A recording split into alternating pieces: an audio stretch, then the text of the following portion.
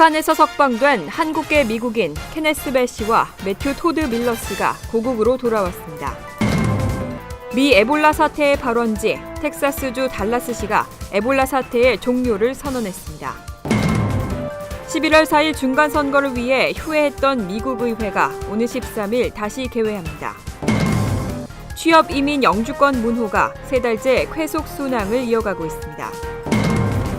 재외국민이 투표를 인터넷에서도 할 수 있도록 하는 법안이 논의되고 있습니다.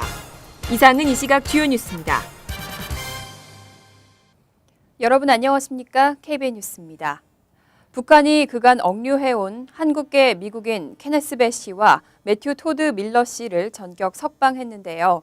배 씨는 2년 만에, 밀러 씨는 7개월 만에 고국의 품으로 돌아왔습니다. 북한에 억류해온 케네스 배 씨와 매튜 토드 밀러 씨는 지난 8일 오후 9시쯤 워싱턴주 맥코드 공군기지에 도착한 후 기자회견을 가졌습니다. 배 씨는 이날 회견에서 자신의 석방과 관련해 오바마 대통령과 미 국무부 및 북한 정부에 감사를 표하고 억류 기간 자신과 가족을 지지하고 힘을 준 사람들에게도 고맙다고 밝혔습니다. 오바마 대통령도 두 사람의 안전한 귀환에 매우 감사한다는 성명을 발표했습니다. 국무부도 환영 성명을 통해 미국인 석방을 위해 이익 대표부로서 끊임없이 노력해온 스웨덴 정부를 비롯해 전 세계 우방에 감사한다고 밝혔습니다. 한편 국무부 관리들은 배 씨와 밀러 씨를 석방하는 과정에서 북한에 지급한 대가는 없다고 덧붙였습니다. 미국 에볼라 사태의 발원지인 텍사스주 달라스시가 에볼라 사태의 종료를 선언했습니다. 더 이상은 감염이 우려되는 환자가 없다고 밝혔습니다. 에볼라 사태의 발원지인 텍사스주 달라스시가 지난 8일 자정 에볼라 사태 종료를 공식으로 선언했습니다. 텍사스 건강장로병원에 입원한 토마스 에릭 던컨이 9월 30일 미국 내 첫 에볼라 감염자로 확진 판정을 받은 이래 38일 만입니다. 달라스 보건당국은 지난달 17일 병원 의료 폐기물을 처리하다가 에볼라에 노출됐을 것으로 파악한 마지막 한 사람이 21일간의 격리와 추적 관찰에서 풀려나면서 에볼라 확산 공포에서 해방됐다고 밝혔습니다. 에볼라 최대 잠복기가 21일이고 보통 감염 후 6일에서 12일 이내 증상이 나타나는 것으로 볼 때 지금까지 이상 증세를 보이지 않은 감염 대상자는 전염되지 않았을 가능성이 큰 것으로 판단됩니다. 한편 미국 내 4번째 감염자인 크레이그 스펜서 박사를 치료하는 뉴욕시 당국은 스펜서 박사와 접촉한 의료진과 에볼라 주요 발생 지역인 서아프리카에서 돌아온 관광객 등 357명을 추적하고 관찰 중입니다. 11월 4일 중간선거를 위해 휴회했던 미 의회가 오늘 13일 다시 개회합니다. 하지만 의회 일정상 임시 예산안 연장안건 등 주요 입법 과제는 추수감사절 이후에 처리될 전망입니다. 박민기 기자가 보도합니다. 11월 4일 중간선거로 인해 약 2개월간 휴회했던 미국 의회가 오는 13일 다시 개회합니다. 이번 회기는 내년 1월 새 의회의 임기 시작 전인 올해 연말까지만 가동되는 레임덕 회기로 현행 임시예산안 연장과 예산 부수 법안인 국방수권 법안 등을 처리하게 될 계획입니다. 뿐만 아니라 민주공화 양당은 11월 선거에서 당선된 정치 신인들을 대상으로 한 오리엔테이션을 포함 각 당의 새 지도부 선출을 위한 선거를 실시합니다. 의회 전문지 더 힐에 따르면 양당 모두 오는 14일에 상원 선거를 하며 하원 공화당은 14일, 민주당은 18일에 각각 선거를 한다고 밝혔습니다. 민주공화 양당이 지도부 구성 이후 로레타 린치 새 법무장관 지명자 인준안 등에 대한 논의를 할 것이라고 합의한 가운데 공화당은 현재 상원 다수당인 민주당이 레임덕 회기를 이용해 린치 지명자 인준안을 졸속으로 처리하려 한다며 이 안건을 내년 초로 연기할 것을 요구했습니다. 인준안 처리를 내년 초 자당 주도의 새 상원 회기에서 하자는 공화당과 올해 안에 마무리 짓자는 민주당 간의 마찰이 예상됩니다. KBN 뉴스 박민기입니다. 논란이 되고 있는 인터넷 통신망의 중립성, 이른바 망 중립성과 관련해 오바마 대통령이 오늘 성명을 발표했습니다. 이 망 중립성을 보호할 최대한 강력한 규정을 만들겠다는 입장을 밝혔습니다. 금홍기 기자입니다. 오바마 대통령은 인터넷 서비스 공급 업체가 온라인 상거래에서 승자와 패자를 선택하도록 할 수 없다며 연방통신위원회에 이같이 요구했다고 밝혔습니다.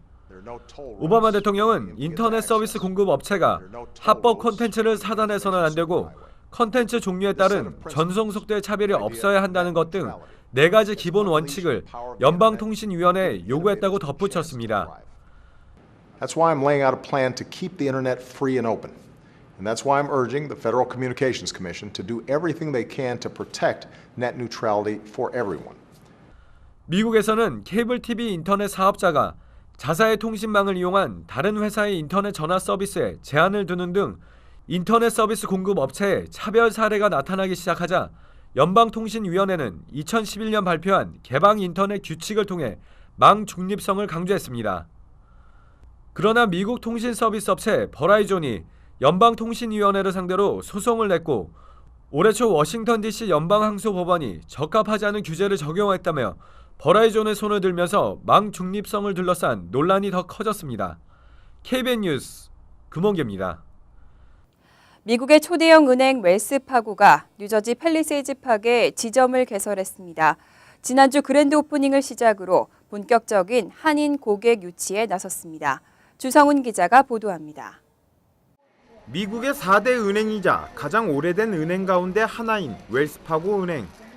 특히 주택 융자와 커머셜 론의 강점을 보이며 최근엔 프라이빗 뱅킹 서비스인 VIP 뱅킹으로 큰 곽강을 받고 있습니다. 또한 예금과 주택 융자, 데비카드 기준으론 미국 내 2번째로 큰 은행입니다. 웰스파고 팰리세이즈 팍 지점은 한인을 포함한 6명의 직원이 근무하는 작은 규모지만 다른 웰스파고 브랜치와 동일한 모든 은행 서비스를 제공합니다. 웰스파고 은행에서는 모든 금융적인 전체적인 서비스를 제공해드리고 있는데요. 그 중에는 개인 서비스에는 파이낸셜 어드바이서, 투자 쪽이고 그리고 거기 말고도 프라이빗 뱅커, 그리고 저희 애플루언트 커스터머, VIP 커스터머들을 위한 서비스를 제공하고 있습니다. 지난 토요일 열린 그랜드 오프닝 행사에는 제임스 로튼더 팰리세이즈 팍 시장을 비롯 유광훈 뉴저지 한인 회장 등 10여 명의 지역 인사가 자리를 함께 했습니다. 특히 개장식과 함께 은행은 뉴저지 한인 상록회에 $10,000를 기부했습니다. 새 브랜치 개장 시 해당 커뮤니티의 나눔을 실천하기 위한 은행만의 전통으로 한인 밀집 지역인 지역 특성을 고려해 한인 상록회를 찾은 것입니다. 이달 초부터 본격적인 업무를 시작한 은행은 뉴저지 팰리세이즈 팍 샵라이트 내 옛 던킨 도넛 자리에 위치해 있습니다. KBN 뉴스 주성훈입니다. 본선거에서 아쉽게 낙선한 로이조 변호사가 버겐카운티 프리홀더 물망에 올랐습니다. 선거 캠페인에서 보여준 리더십과 정치력에 호평이 이어지고 있는데요. 유력 후보로 꼽히고 있는 가운데 로이조 변호사의 행보에 여전히 관심이 이어지고 있습니다. 프리홀더 가운데 한 명인 제임스 테드스코가 지난 본선거에서 버겐카운티장에 당선됨에 따라 내년 1월부터 프리홀더 한 자리가 공석이 되면서 로이조 변호사가 물망에 올랐습니다. 레코드는 7일 보도에서 후임자 임명권을 갖고 있는 버겐카운티 민주당 위원회가 조 변호사를 포함해 총 3명의 후보를 검토하고 있다고 밝혔습니다. 조 변호사의 경우 본선거에서 패배했지만 민주당 주요 정치인들로부터 호평이 이어지고 있습니다. 33세의 젊은 나이로 지난 1년 6개월간의 선거 유세를 통해 리더십과 정치력을 보여줬다는 평가입니다. 조 변호사 외에도 지난해 버겐카운티 프리홀더 선거에서 낙선했던 크리스 툴리 버겐필드 시의원과 앤소니 큐어튼 전국 유색 인종연합회 버겐카운티 지부장 등이 유력 후보로 꼽히고 있습니다. 한편 조 변호사는 이에 대해 현재로는 아무런 결정을 내리기 어렵다며 지금의 계획은 지난 2월 이후 휴직 중인 로펌으로 돌아가는 것이라고 밝혔습니다. 취업이민 영주권 문호가 3달째 쾌속 순항을 이어가고 있습니다. 내년 1월에도 6개월 정도 진전될 것으로 예상되는데요. 취업이민 3순위 수속 기간이 2년 이내로 단축될 전망입니다. 2014년도 12월 영주권 문호에 따르면 취업이민 3순위 숭령공 우선 수속 일자는 2012년 11월 1일로 11월과 비교해 5개월 당겨졌습니다. 취업 3순위 문호는 지난 10월에 6개월, 11월에 8개월, 이번 12월 문호에서도 5개월 빨라지면서 3개월 만에 1년 7개월이나 진전했습니다. 취업 3순위는 내년 1월 문호에서도 6개월 정도 더 진전될 것으로 예상되고 있습니다. 이로써 취업 3순위 신청자들의 영주권 수속 기간이 2년 이내로 단축될 것으로 전망됩니다. 취업 3순위 외 1순위와 2순위, 4순위와 5순위는 9월에도 전면 오픈됐습니다. 한편 가족이민 문호는 모든 부문에서 1주에서 7주 진전되면서 11월과 비슷했습니다. 영주권자 배우자 및 미혼 자녀인 2순위 A 우선 일자는 2013년 3월 22일로 3주 진전됐고 영주권자 성년 미혼 자녀인 2순위 B는 2008년 2월 22일로 7주 앞당겨졌습니다. 시민권자의 21세 이상 성년 미혼 자녀인 1순위와 시민권자 형제자매인 4순위는 각각 2주, 시민권자의 기혼 자녀인 3순위는 1주 진전됐습니다. 재외국민 투표 제도가 실시됐지만 실제 투표율은 10%에도 한참 못 미치는 저조한 실정입니다. 제도적인 불편함 때문인데요. 이 점을 보완하기 위해서 재외선거를 인터넷에서도 할 수 있도록 하는 법안이 논의되고 있습니다. 한국국회안전행정위원회는 새정치민주연합의 김성곤 의원이 대표 발의한 재외선거 인터넷 투표 허용안과 관련해 본격 논의에 들어갔습니다. 이번 개정안은 재외유권자가 관할 선거관리위원회 인터넷 홈페이지를 통해 본인 확인 절차를 거친 후 인터넷으로 투표할 수 있도록 하는 방안을 담고 있습니다. 현행법은 재외선거인 등록 신청 시에는 전자우편과 가족 대리 신청, 한인 밀집 지역 출장 접수 등을 허용하고 있지만 투표만큼은 반드시 공관에 직접 나오도록 규정하고 있습니다. 이에 따라 지난 2012년 제19대 총선에서의 재외선거 실제 투표율은 2.3%, 제18대 대선에는 7.1%에 그쳤습니다. 김성곤 의원은 선관위는 지난 2005년 재외선거를 온라인 전자투표로 운영할 계획이라고 밝혔지만 현재까지 구체적 실행 방안을 마련하지 않고 있다고 지적했습니다. 또 이미 인터넷 투표를 시행하고 있는 프랑스 등 선진국의 사례를 검토할 필요성이 있다고 강조했습니다. 그동안은 재외국민 2세가 한국에 60일 이상 체류하면 그 자격을 박탈했습니다. 재외국민 2세의 병역 의무가 유예되는 만큼 그 요건을 엄격히 했는데요. 이 체류 기간이 90일로 연장됐습니다. 한국법제처가 지난 4일 공시한 병역법 시행령 제128조 5에 따르면 재외국민 2세 자격을 유지하기 위한 한국 체류 기간이 현행 60일에서 90일로 늘어납니다. 현행 재외국민 2세에 대한 국외 거주 요건은 국외에 출생한 사람으로 17세까지 본인과 부모가 계속 국외에 거주하면서 영주권 등을 취득한 사람으로 규정하고 있습니다. 또 이 재외국민 2세에게는 병역 의무를 유예해주고 있지만 지나친 자격 요건으로 실효성에 문제가 제기돼 왔습니다.